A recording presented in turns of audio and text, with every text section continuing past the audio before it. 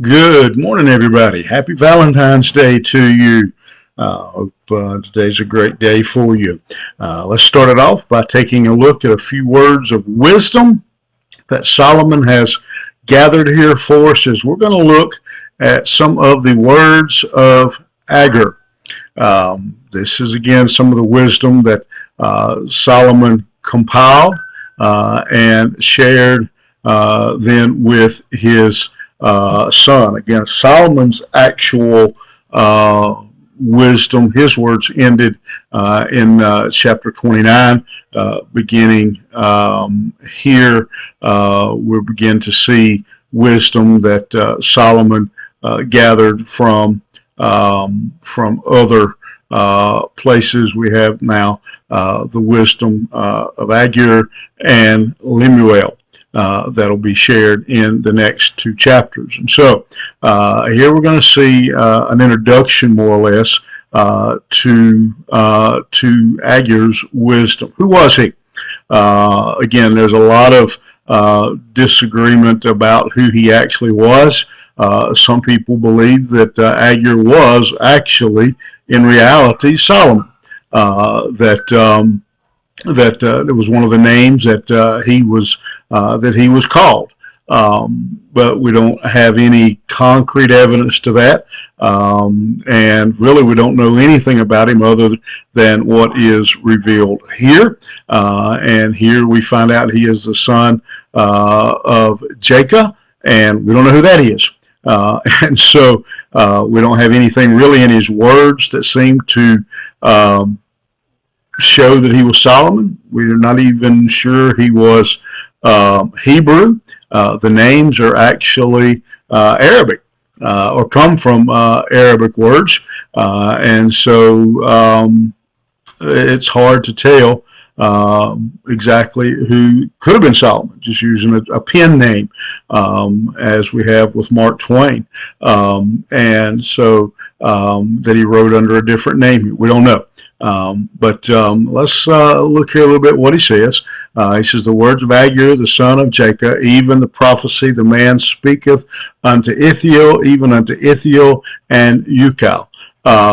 What we do know is that God spoke to him and gave him some wisdom to share with others. And it was a very important task for him to be able to share that wisdom. We also see who he was really focused on educating, Ithiel and Ucal. Again, we don't know them either. So it's a wise man speaking to two others, and we don't know if father son. We don't know if there was any relationship at all in between these three men. So what does he say to them? Surely I am more brutish than any man, and have not the understanding of a man. So first thing that he says to us here, he reveals his own humility, that he has no real, he doesn't come from any line of philosophers or anything of that nature. He's just simply a man that God has used, that God speaks to. He says, I'm more brutish or unlearned. Uneducated is what the word means. Actually, ignorant is what the word means. And second of all, he says, I don't have any understanding. He says, I'm nothing special. I don't have any great personal wisdom. Verse 3, I neither learned wisdom nor have the knowledge of the holy. He says, I don't have wisdom. He says, I haven't been, wasn't raised, basically he says I wasn't raised in church. And so I wasn't raised in God-given wisdom. And I didn't get exposed to that. I don't have the knowledge of the holy. He says, I wasn't raised, I wasn't taught about the fear of God. He says, I'm not theologically trained. I'm not a priest. I don't have any of that background. But verse 4 is where we see his testimony really change. Who hath ascended up into heaven, or descended? Who hath gathered the wind in his fist? Who hath bound the waters in a garment? Who established all the ends of the earth? What is his name, and what is his son's name, if thou canst tell? He says, I wasn't raised in it. I wasn't trained in it. He said, but I want to know. I'm seeking God. Who is it? I want to know who this God is. I wasn't raised in a godly home. I didn't have godly parents. Wasn't raised in in church.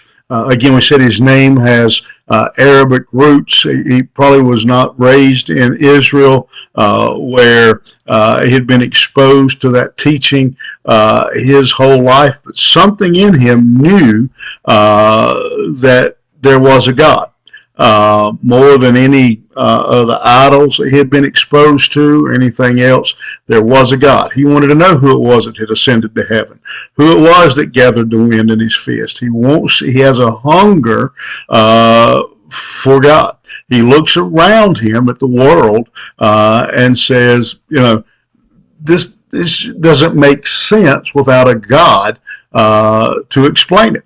It doesn't make sense without some greater power having assembled and controlled all of these things. And I want to know who that is. I want to know, I